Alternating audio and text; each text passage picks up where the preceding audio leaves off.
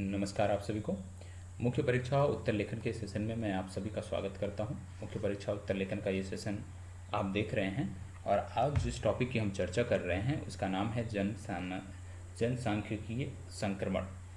कहने का मतलब है ये टॉपिक जो आपका है ये कई संदर्भों में महत्वपूर्ण होता है।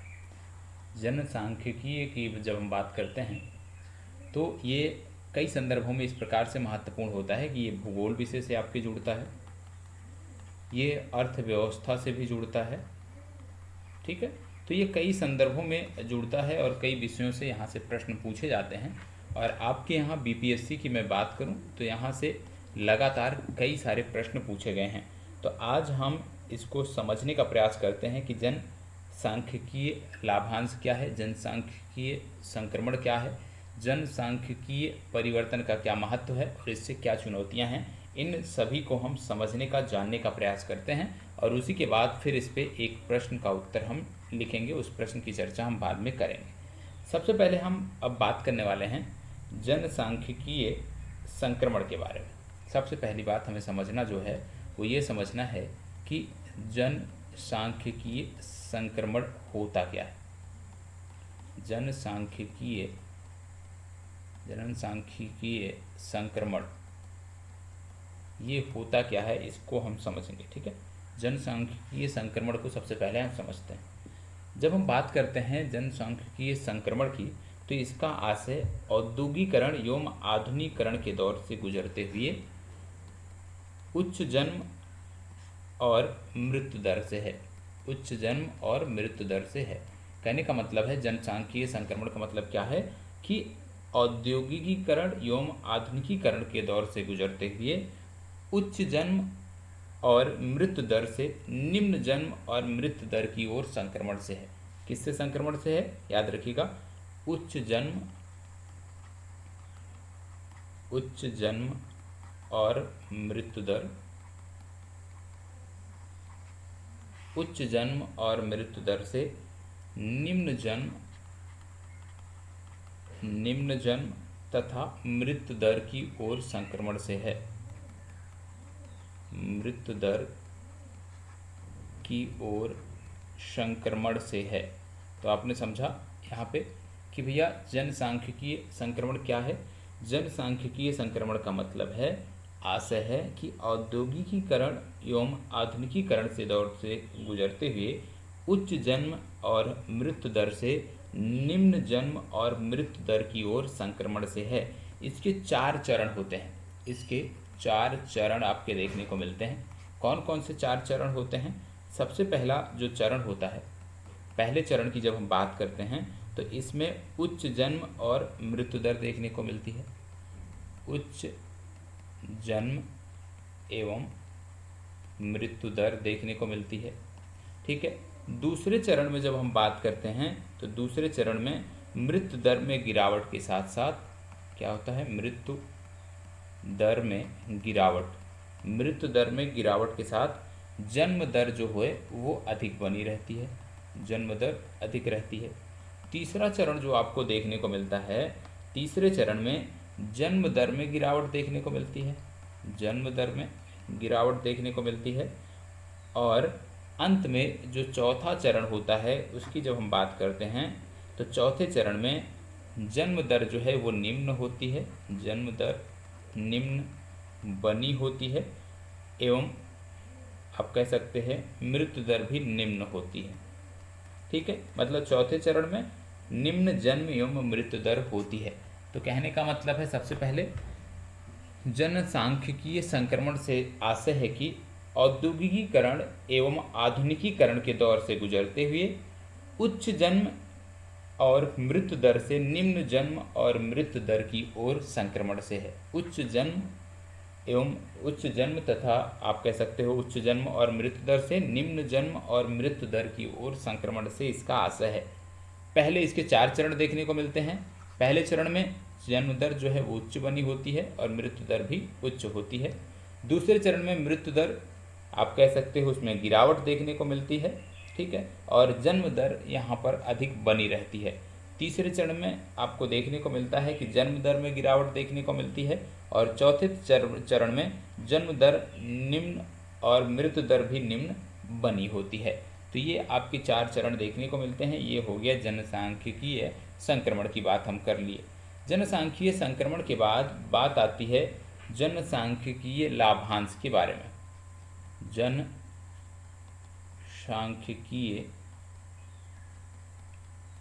लाभांश, जनसांख्यिकीय लाभांश की बात करते हैं। जनसांख्यिकीय लाभांश की जब बात करते हैं तो आप जानते हैं जनसांख्यिकीय संक्रमण के दौरान जो जनसांख्यिकीय लाभांश की स्थिति है, विशेष रूप से तीसरे चरण में, जब किसी देश की कार्यशील जनसंख्या, और जब कार्यशील जनसंख्या की बात करें तो मतलब 15 से 64 वर्ष की बात हो रही है, और जो आश्रित जनसंख्या है मतलब 15 से कम, ठीक है, 15 से कम और 64 से ज़्यादा, ये अधिक देखने को मिलती है। तो जनसांख्यिकीय संक्रमण के दौरान आप जानते हैं कि जनसांख्यिकीय लाभांश की स्थिति में जब किसी देश की कार्यशील जनसंख्या और आश्रित जनसंख्या से अधिक हो जाती है, जो कार्यशील जनसंख्या है, ये कार्यशील जनसंख्या है आपकी 15 से 64 वर्ष की, और ये आश्रित जनसंख्या है जिसमें 15 वर्ष से छोटे आयु के लोग हैं और 64 वर्ष से ज़्यादा के लोग हैं, जो आश्रित हैं किस पे, इस कार्यशील जनसंख्या पे आश्रित हैं। तो जब कभी भी जनसांख्यिकीय लाभांश का मतलब है कि जनसांख्यिकीय लाभांश आप इस प्रकार से समझिए कि जब किसी देश की कार्यशील जनसंख्या और आश्रित जनसंख्या से, जो कार्यशील जनसंख्या है ये आश्रित जनसंख्या से अधिक हो जाती है, तो वहाँ पे जनसांख्यिकीय लाभांश की स्थिति देखने को मिलती है। यह स्थिति आश्रित आबादी के सापेक्ष बड़े कार्यबल के कारण त्वरित आर्थिक विकास की संभावना उत्पन्न करती है, क्योंकि ये जो मैन पावर है, ये मैन पावर है, ये देश की दिशा और दशा को बदलने के लिए यदि इनको सही दिशा में लगाया जाए तो किसी भी देश की दिशा और दशा को ये बदल सकते हैं। तो जनसांख्यिकीय लाभांश का मतलब है कि भैया जब कार्यशील जनसंख्या आश्रित जनसंख्या से अधिक हो जाती है तब हमें जनसांख्यिकीय लाभांश की स्थिति देखने को मिलती है। और भारत के संदर्भ में यदि हम बात करें कि भारत के संदर्भ में यदि ऐसी स्थिति है तो इसके क्या महत्व हैं, इसको हम पहले, ये जो जनसांख्यिकीय लाभांश है इसको पहले हम सकारात्मक रूप में लेते हैं कि सकारात्मक रूप में यदि हम देखें इसको तो कितना लाभ आपको देखने को मिल रहा है, सकारात्मक स्थिति में कितना लाभ देखने को मिल रहा है। तो आइए देखते हैं सबसे पहले क्या लाभ देखने को मिलता है। जनसांख्यिकीय स्थिति कहीं पे है और उसको हम पॉजिटिव वे में लेते हैं तो हमें क्या लाभ देखने को मिलता है। सबसे पहले हमें देखने को मिलता है आर्थिक विकास की संभावनाएं, आर्थिक विकास की संभावनाएं, ठीक है, आर्थिक विकास की संभावनाएं। अब आर्थिक विकास की संभावनाओं में जब हम बात करते हैं तो आइए समझते हैं। जैसे आप जानते हैं भारत का जनसांख्यिकीय परिवर्तन इसकी बड़ी और युवा आबादी के कारण बहुत ही महत्वपूर्ण है, क्योंकि हमारी ज़्यादातर आबादी जो है क्या है, युवा है। लगभग 29 वर्ष की औसत आयु के साथ भारत विश्व स्तर पर सबसे युवा आबादी वाला देश है और यह जनसांख्यिकीय संरचना पर्याप्त जनसांख्यिकीय लाभांश हमें प्रदान करती है, क्योंकि जनसंख्या का एक बड़ा हिस्सा कार्यबल में प्रवेश करता है और जब जनसंख्या का एक बड़ा हिस्सा कार्यबल में प्रवेश करता है तो उससे उत्पादकता और आर्थिक विकास की संभावना बढ़ जाती है। उत्पादकता और आर्थिक विकास की जो संभावना है वो बढ़ जाती है। तो सबसे पहले यदि कहीं पे किसी भी देश में जनसांख्यिकीय लाभांश की स्थिति है तो आर्थिक विकास की संभावनाएं वहाँ पे बढ़ जाती है। और भारत के विशेष संदर्भ में यदि हम देखें कि जहाँ पे भारत के जो औसत आयु है वो लगभग, युवा आबादी की जो औसत आयु है वो लगभग 29 वर्ष है और विश्व स्तर पर हम युवा आबादी, सबसे युवा आबादी वाले देशों में से एक हैं। अब इसका फायदा क्या है कि पर्याप्त जनसांख्यिकीय लाभांश के कारण हमें बेहतर कार्यबल मिलता है, क्योंकि इसका एक बड़ा हिस्सा देश को कार्यबल प्रदान करता है, ठीक है, जिससे उत्पादकता और आर्थिक विकास में वृद्धि देखने को मिलती है, बढ़ जाता है। तो आर्थिक विकास की संभावनाएं बढ़ जाती हैं। दूसरा जो देखने को मिलता है वो है बढ़ी हुई श्रम शक्ति, बढ़ी हुई श्रम शक्ति, बढ़ी हुई श्रम शक्ति। अब जानते हैं युवा आबादी, नवाचार। युवा आबादी जो होती है वो नवाचार, उद्यमशीलता और तकनीकी प्रगति, तकनीकी प्रगति के माध्यम से उत्पादकता के स्तर को बढ़ा सकती है। क्योंकि जो युवा आबादी है वो नवाचार की तरफ भी बढ़ती है, उद्यमशीलता भी उनमें देखने को मिलती है और तकनीकी प्रगति तो उसमें होती ही होती है। तो ये कहीं ना कहीं उत्पादकता का जो हमारा स्तर है उसको ये बूस्ट कर देती है, उसको बढ़ा देती है। दूसरी तरफ जनसांख्यिकीय लाभांश भारत के लिए शिक्षा, दूसरा कौशल विकास, ठीक है, रोजगार सृजन, रोजगार सृजन में निवेश करके अपने मानव पूंजी का लाभ उठाने का अवसर उत्पन्न करता है, जिससे उत्पादकता एवं प्रतिस्पर्धात्मकता का उच्च स्तर हमें प्राप्त होता है। तो कहीं ना कहीं यदि हम इसको देखते हैं तो इसमें दो चीज़ें आपको देखने को ज़रूरत है, क्योंकि ये ये टॉपिक जिसकी हम बात कर रहे हैं अभी, इसको आप समझिए, उत्पादकता को कैसे बढ़ावा दिया जाता है। ठीक है, कि यदि कहीं पर ये स्थिति जनसांख्यिकीय लाभांश की स्थिति है तो ये उत्पादकता को बढ़ावा कैसे देती है, पहले इसको समझ लेते हैं। और ये उत्पादकता को कैसे बढ़ावा देती है, क्योंकि युवा आबादी है तो नवाचार, उद्यमशीलता, तकनीकी प्रगति इसमें देखने को मिलती है। और इस क्षेत्र में क्योंकि युवा आबादी बेहतर कर रही होती है, बेहतर करती है, तो कहीं ना कहीं उत्पादकता के स्तर को ये बढ़ा सकती है। कैसे? नवाचार के द्वारा, उद्यमशीलता के द्वारा, तकनीकी प्रगति के द्वारा। दूसरी तरफ शिक्षा हो गया, कौशल विकास हो गया, रोजगार सृजन हो गया, इसमें निवेश करके हम अपनी मानव पूंजी का लाभ उठाने का अवसर उत्पन्न कर सकते हैं, जिससे जहां उत्पादकता भी बढ़ेगी वहीं प्रतिस्पर्धात्मक क्षमता भी बढ़ेगी और उससे निश्चित रूप से बेहतर चीज़ें देखने को मिलेगी, इस क्षेत्र में बेहतर देखने को मिलेगा। ठीक है, अब उत्पादकता को किस प्रकार से हम बढ़ा सकते हैं मानव पूंजी के द्वारा। ठीक है, इसके बाद बात आती है अगला, जैसे हमने बोला था, बढ़ी हुई जो श्रम शक्ति है, बढ़ी हुई श्रम शक्ति। बढ़ी हुई श्रम शक्ति को कुछ इस तरह से समझिए कि आप जानते हैं कि वर्ष 2030 तक भारत वैश्विक स्तर पर सबसे बड़ी कामकाजी उम्र वाली आबादी में से एक होगा। ठीक है, सबसे ज़्यादा कामकाजी उम्र वाली आबादी में भारत एक होगा, जो एक विशाल श्रम शक्ति प्रदान करेगा और अर्थव्यवस्था के विभिन्न क्षेत्रों में ये योगदान भी करेगा। ठीक है, क्योंकि यदि आबादी है, लोग हैं, तो कहीं ना कहीं जो योग्य हैं वो कहीं ना कहीं अर्थव्यवस्था के विभिन्न क्षेत्रों में योगदान अवश्य करेंगे। और इस जनसांख्यिकीय लाभ का उपयोग बढ़ी हुई जो खपत है, बचत है और निवेश है, इस जनसांख्यिकीय लाभ का उपयोग बढ़ी हुई खपत, बचत और निवेश के माध्यम से आर्थिक विकास को आगे ले जाने में किया जा सकता है, क्योंकि हमारे पास मानव पूंजी की कमी नहीं रहेगी 2030 तक। और यदि हम खपत के स्तर पे, बचत के स्तर पे, निवेश के स्तर पे हम, आप कह सकते हैं कि बेहतर कर लेते हैं, ठीक है, निवेश के माध्यम से आर्थिक विकास को आगे ले जाना चाहते हैं, तो हम यहाँ पे यह कार्य कर सकते हैं। और क्या हो सकता है, और क्या सोचता है मानव पूंजी जो है उससे, और क्या कर सकते हैं, जो आप जानते हैं वैश्विक स्तर पर लगातार प्रतिस्पर्धा का माहौल बन रहा है, बढ़ रहा है, तो प्रतिस्पर्धात्मकता जो है, ठीक है, वैश्विक प्रतिस्पर्धात्मकता जो है,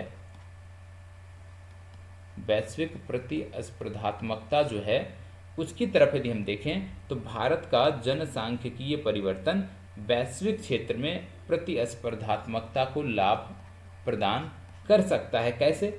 विविध कौशल और प्रतिभा वाला एक कार्यबल विदेशी निवेश को आकर्षित करता है। ठीक है, ये आप सब जानते होंगे कि विदेशी निवेश को निश्चित तौर पे, यदि कौशल है, प्रतिभा वाला कार्यबल है, तो विदेशी निवेश को आकर्षित करता है। और यही कारण रहा था कि एक समय तक चीन जो है, अभी भी है, चीन जो है वो लगातार वैश्विक कंपनियां जो थी उनको आकर्षित करता रहा था। क्यों? क्योंकि चीन के पास कौशल युक्त एक बड़ा कार्यबल था, कौशल एवं प्रतिभा से युक्त एक बड़ा कार्यबल था। और उससे एक तो इनको क्या था, वैश्विक कंपनियों को सस्ता यहाँ पे कार्यबल मिल जाता था, ठीक है, और योग्य कार्यबल मिल जाता था, जिससे आज के डेट में विश्व की जो प्रतिष्ठित कंपनियां होंगी सभी चीन में निश्चित तौर पे सभी की यूनिट, सभी की आप कह सकते हो मैन्युफैक्चरिंग प्लांट अवश्य देखने को आपको मिलता है। और इससे क्या होता है, जब किसी देश में निवेश आता है, ठीक है, विदेशी निवेश आता है, तो इससे व्यापार को भी बढ़ावा मिलता है, ठीक है, व्यापार को बढ़ावा मिलता है। जैसे हर चीज़ इस समय देखते होगे आप, made in China, made in China.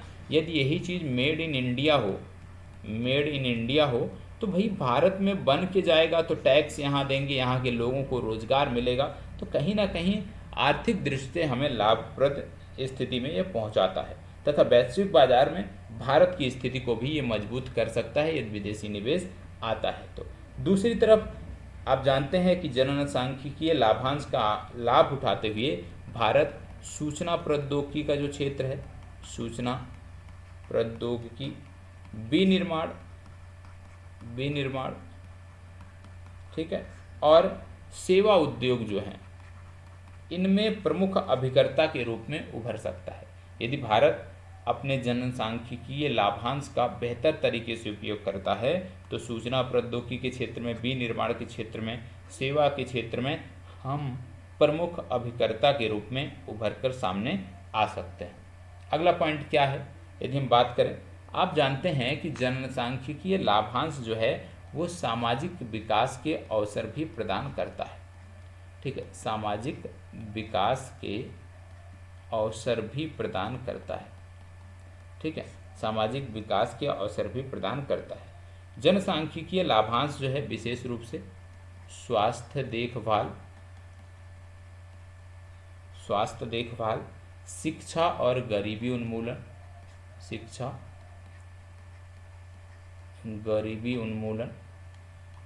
शिक्षा हो गया, गरीबी उन्मूलन हो गया, इनके सहित सामाजिक विकास पहल के लिए अवसर भी प्रयुक्त करता है। आप जानते हैं कि इससे सामाजिक विकास भी देखने को मिलता है। मानव पूंजी विकास में निवेश करने से संपूर्ण समाज में सामाजिक समावेशी विकास और लाभों का समान वितरण सुनिश्चित हो सकता है, और इससे क्या होता है, सामाजिक एकजुटता देखने को मिलती है, सामाजिक एकजुटता की स्थिति देखने को मिलती है, और इससे सतत विकास को भी बढ़ावा मिलता है। तो कहीं ना कहीं बढ़ी हुई जो जनसंख्या है या जो बढ़ती जनसंख्या है वो सामाजिक विकास के अवसर भी हमें उपलब्ध कराती है। तो इसके ये तो हो गए सकारात्मक पक्ष। अब यदि कहीं पे जनसंख्या बढ़ रही है, किसी देश की जनसंख्या बढ़ रही है, ठीक है, जनसांख्यिकीय लाभांश की स्थिति है, तो वहाँ पे कुछ ना कुछ चुनौतियाँ भी होती, ठीक है, हर चीज़ के प्लस माइनस दोनों पक्ष होते हैं, सकारात्मक नकारात्मक। अब यहाँ पे चुनौतियों में देखें तो सबसे बड़ा मुद्दा जो भारत में भी देखने को मिल रहा है वो है बेरोजगारी, ठीक है, बेरोजगारी और अल्प रोजगार, बेरोजगारी और अल्प रोजगार। आप जानते हैं जनसांख्यिकीय लाभांश के बावजूद भारत को विशेषकर युवाओं, ठीक है, और महिलाओं के बीच बेरोजगारी एवं अल्प रोजगार से संबंधित चुनौतियों का सामना करना पड़ रहा है। आप जानते हैं कि जनसंख्या बढ़ने के कारण जनसांख्यिकीय लाभांश की जो स्थिति है उसके बावजूद भी भारत को, विशेष रूप से भारत के युवाओं को, महिलाओं को बेरोजगार और अल्प रोजगार से संबंधित चुनौतियों का सामना करना पड़ रहा है, जिससे गाँवों से लोग शहरों की तरफ पलायन कर रहे हैं, गाँवों से लोग रोजगार की तलाश में विदेशों तक जा रहे हैं, ठीक है, विशेष रूप से खाड़ी देशों में, तो ये देखने को मिल रही है। इस मुद्दे के लिए यही समाधान है कि सरकार जो है वो जो कौशल विकास कार्यक्रम अपना चला रही है वो कौशल विकास कार्यक्रम पर फोकस करे, कौशल विकास कार्यक्रम पर ध्यान देकर उद्यमिता को बढ़ावा देने और शहरी एवं ग्रामीण दोनों क्षेत्रों में रोजगार सृजन के लिए एक सक्षम वातावरण बनाने की आवश्यकता है। और सबका यदि कौशल विकास हो जाएगा, सभी कौशल से युक्त हो जाएंगे, तो निश्चित रूप से ये जो अल्प रोजगार की स्थिति है, जो बेरोजगारी की स्थिति है, इसमें कुछ परिवर्तन देखने को मिलेगा। दूसरी तरफ दूसरा निगेटिव पॉइंट क्या है इसका, गुणवत्तापूर्ण शिक्षा और स्वास्थ्य। गुणवत्तापूर्ण शिक्षा एवं स्वास्थ्य। गुणवत्तापूर्ण शिक्षा एवं स्वास्थ्य।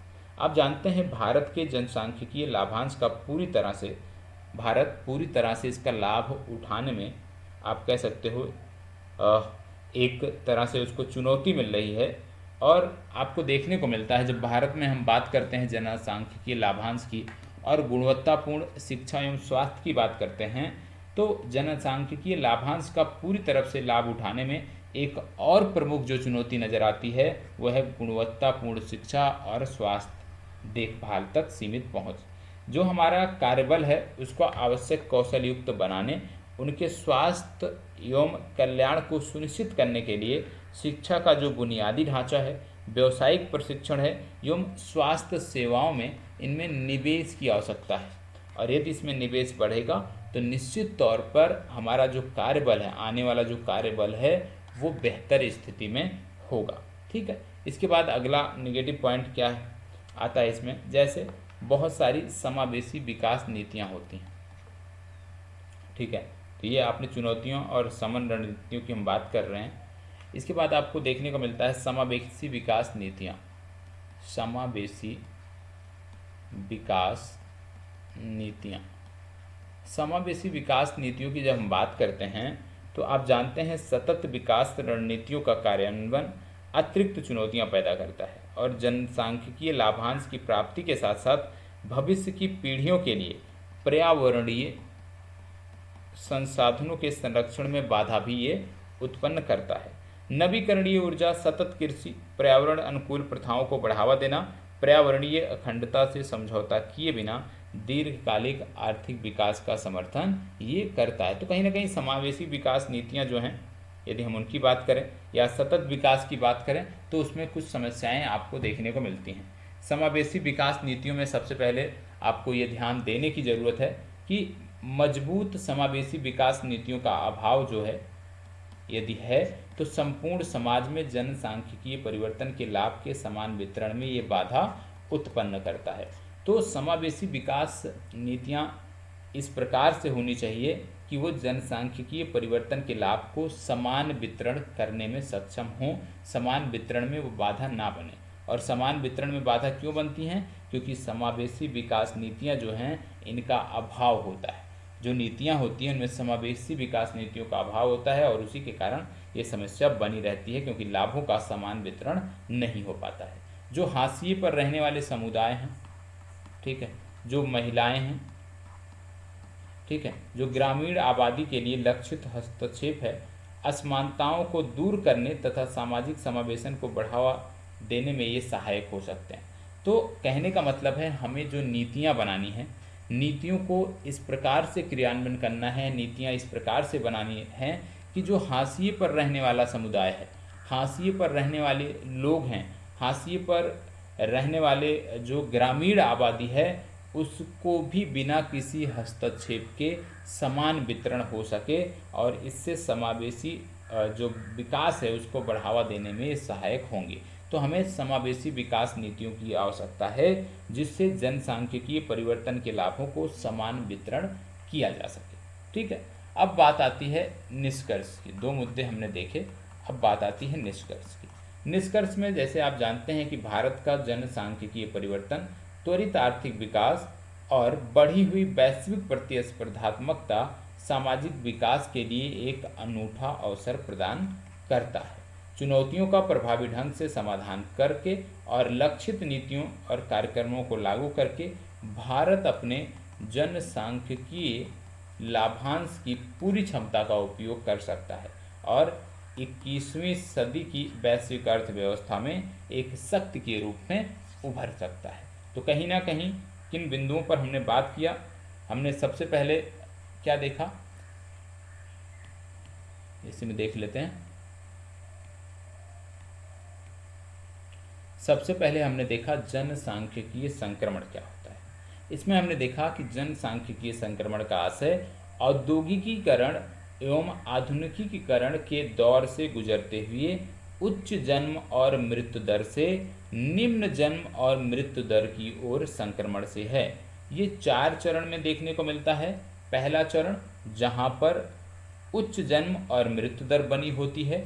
दूसरा चरण जहाँ पे मृत्यु दर में गिरावट के साथ जन्म दर अधिक बनी होती है। तीसरा चरण जहाँ पे जन्म दर में गिरावट देखी जाती है। और चौथा चरण जहाँ पे निम्न जन्म एवं मृत्यु दर होती है। मुख्य भाग की बात करें यदि हम, तो अभी जैसे पहला मुद्दा हो गया। दूसरा मुद्दा आता है जनसांख्यिकीय लाभांश। तो जनसांख्यिकीय लाभांश क्या होता है कि जनसांख्यिकीय संक्रमण के दौरान जनसांख्यिकीय लाभांश की स्थिति तब बनती है जब किसी देश की जो कार्यशील जनसंख्या है वह आश्रित जनसंख्या से अधिक हो जाती है, वहाँ पे जनसांख्यिकीय लाभांश की स्थिति देखने को मिलती है। और भारत में यह स्थिति बनी हुई है। यह स्थिति आश्रित आबादी के सापेक्ष कार्यबल के कारण त्वरित आर्थिक विकास की संभावना भी उत्पन्न करती है। अब भारत में जनसांख्यिकीय परिवर्तन के महत्व क्या हैं? सबसे पहला महत्व क्या है? पॉजिटिव वे में देखें कि आर्थिक विकास की संभावनाएं यहाँ पे बढ़ जाती हैं, तो ये हमने देख लिया। दूसरा पॉइंट हमने देखा था कि बढ़ी हुई जो श्रम शक्ति है उससे हम किस प्रकार से, बढ़ी हुई श्रम शक्ति से किस प्रकार से जनसांख्यिकीय लाभांश के दौरान जो बढ़ी हुई श्रम शक्ति है उससे किस प्रकार से हम आर्थिक विकास कर सकते हैं, किस प्रकार से अर्थव्यवस्था के विभिन्न क्षेत्रों में इनसे इनका उपयोग कर सकते हैं, उसकी बात आती है। तीसरा पॉइंट जो आपको देखने को मिलता है इसमें वो आता है बढ़ी हुई श्रम शक्ति। और बढ़ी हुई श्रम शक्ति में आपने देखा कि 2030 तक भारत वैश्विक स्तर पर सबसे ज़्यादा कामकाजी जनसंख्या वाले देशों में से शुमार हो जाएगा। और ये जो कामकाजी जनसंख्या है ये श्रम बल प्रदान करती है और इस श्रम बल का उपयोग हम अर्थव्यवस्था के विभिन्न क्षेत्रों में कर सकते हैं। ठीक है, तो इसी तरह से अगला आ गया वैश्विक प्रतिस्पर्धात्मकता। क्योंकि यदि जनसंख्या आधिक्य है, एक प्रकार से जनसांख्यिकीय लाभांश की स्थिति है, तो उसका प्रयोग करके वैश्विक प्रतिस्पर्धा के इस माहौल में हम अपने आप को बेहतर कर सकते हैं, वैश्विक बाजार में हम अपनी स्थिति को मजबूत कर सकते हैं और अपने इस जनसांख्यिकीय लाभांश का लाभ उठाते हुए हम सूचना प्रौद्योगिकी, विनिर्माण क्षेत्र और सेवा जैसे उद्योगों में एक प्रमुख अभिकर्ता के रूप में उभर सकते हैं। अगला सामाजिक विकास के अवसर।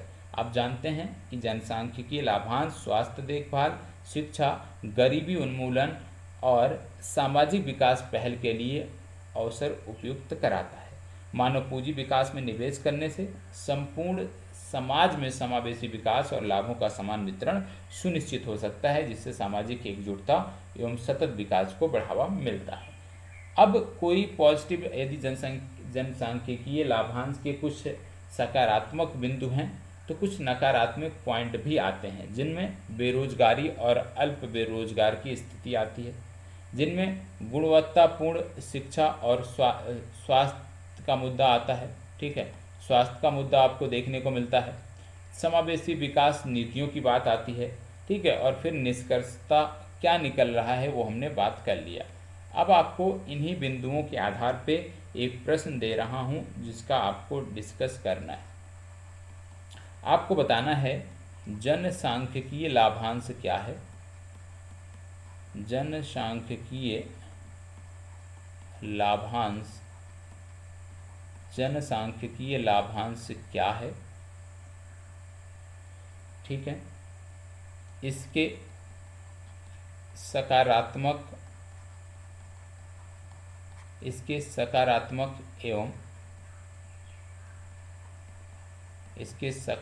एवं नकारात्मक पक्षों की चर्चा कीजिए। इसके सकारात्मक एवं नकारात्मक पक्षों की चर्चा कीजिए, ये आपको हल करना है। और इस प्रश्न को हल करने के बाद टेलीग्राम ग्रुप पर शेयर करना है। टेलीग्राम ग्रुप की लिंक इस वीडियो के डिस्क्रिप्शन में दी गई है। ठीक है, कहीं भी कोई डाउट है बताइएगा, फिर से हम बात करेंगे। ठीक है, चलिए, धन्यवाद बहुत बहुत।